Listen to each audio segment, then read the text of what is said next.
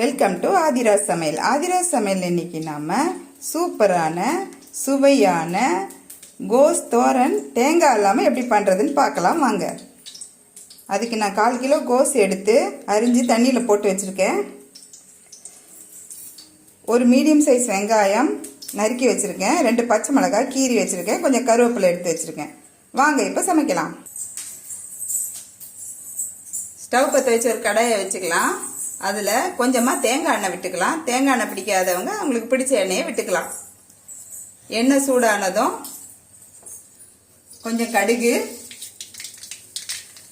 ஒரு 1/4 ஸ்பூன் ஜீரகம்,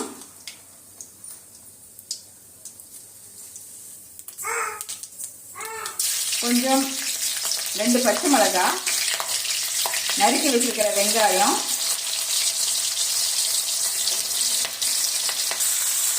கறிவேப்பிலை எல்லாத்தையும் போட்டு நல்லா தாளிச்சிக்கலாம்.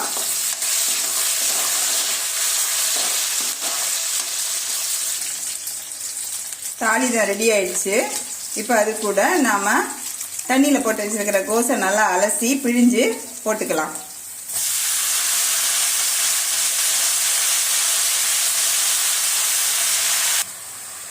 போட்டு நல்லா கிளறி விட்டுக்கலாம்.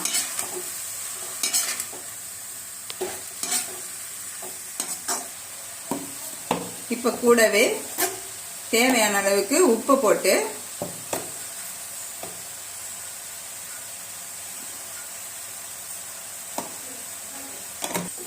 நல்லா கிளறி விட்டுக்கலாம். கிளறி விட்டு மூடி போட்டு வேக வச்சுக்கலாம். கோஸ் வெந்துடுச்சு. இப்போ அது கூட ஒரு சிட்டிகை மஞ்சள்தூள் சேர்த்துக்கலாம்.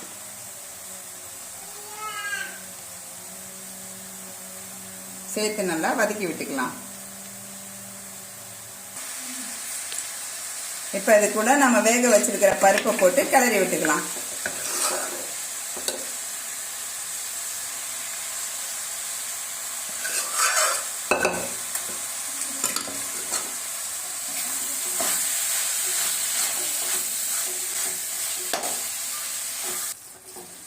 பருப்பை போட்டு ஒரு 2 நிமிஷம் நல்லா கிளறி விட்டுக்கலாம்.